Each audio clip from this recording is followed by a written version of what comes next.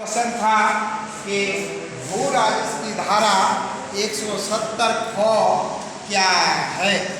आप लोग अच्छी तरह इसको जान लीजिए, जिंदगी भर आपको इसमें समझे कौन जमीन वापस होगा, कौन जमीन वापस नहीं होगा, कैसे होगा, सो नहीं समझे। अरे लिख लेने से हो जाएगा, वहाँ फैसला करना होगा आप लोग को। भू राजस्व की धारा 170 ख क्या है, तो क्या है इसका आंसर लिखाए हैं कि ये जमीन किसके लिए कहाँ लागू होता है। ये भू राजस्व की धारा 170 ख यह धारा सिर्फ खेतीहर का मतलब क्या होता है, जो तबाद होता है, खेती होता है, खेतीहर जमीनों पर लागू है। ये खेतीहर जो खेती नहीं होता उस पर लागू नहीं है, ये सिर्फ खेतीहर जमीन पर लागू है। स्पष्ट बात कि ये खेतीहर जमीन पर लागू है और यह धारा सिर्फ खेतीहर जमीन पर लागू है। दूसरा में इस धारा के अनुसार 1959 से जनवरी 1984 के बीच आदिवासी से छल कपट से बाजार भाव से कम दाम पर आदिवासी द्वारा खरीदी गई जमीन फिर से आदिवासियों में वापस करा दी जाएगी।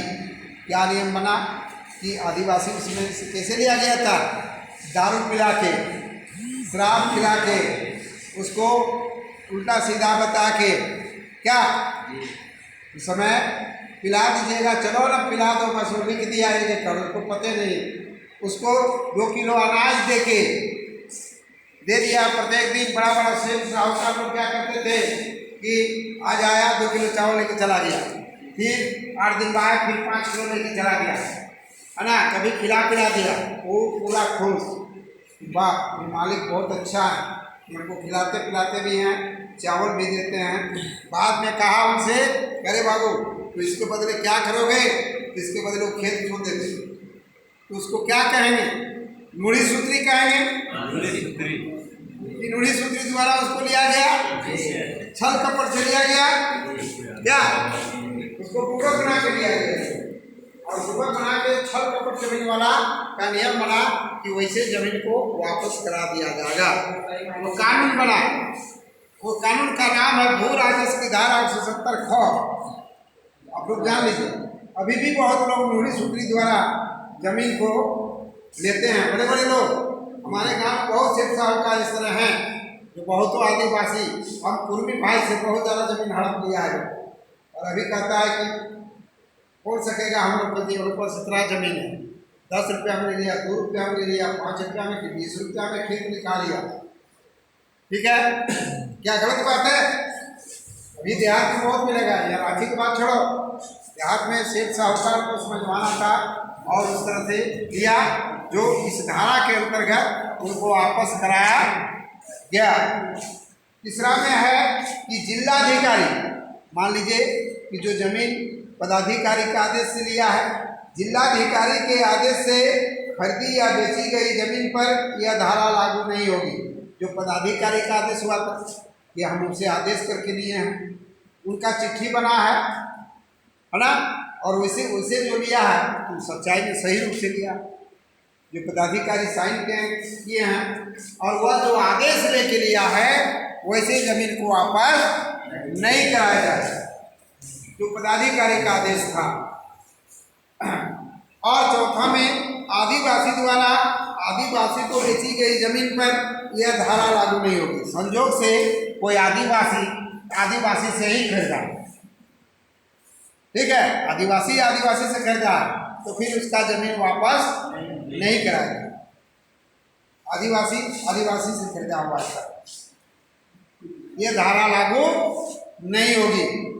अगला पॉइंट, उक्त म्याद के दौरान खरीदी या बेची गई जमीनों पर जिसकी सूचना 2 वर्ष के अंदर प्रशासन या पदाधिकारी को दे दी गई है तो यह धारा लागू नहीं होगी। कहने का मतलब है कि जमीन को खरीदा, लेकिन 2 साल के अंदर वह जो है लिखित तौर पर वो प्रशासन को दिया गया कि हम खरीदे हुए हैं, है ना, इसका नामांतरण किया जाए, इसका रसीद निर्गत किया जाए, और इस तरह आदेश लेके हैं तो भी जमीन वापस नहीं होगी।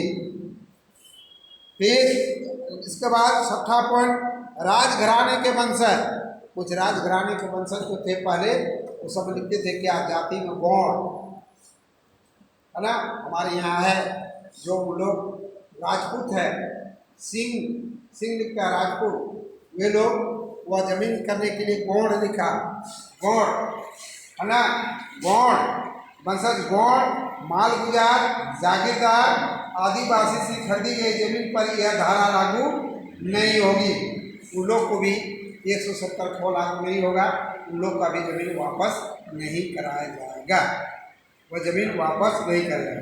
अगला में, यदि उक्त मियाद के भीतर खरीदी गई जमीन पर मकान बना लिया गया है, समझो जो लिया और मकान बना लिया, आप लिए हैं आदिवासी की जमीन उस समय और उसमें मकान बना लिया, तो मकान जहाँ तक है बना हुआ वो जमीन वो छीन नहीं सकता। मकान के बाहर 1 डिसमिल में मकान बनाया है, 10 डिसमिल है तो 9 डिसमिल मकान के बाद जोत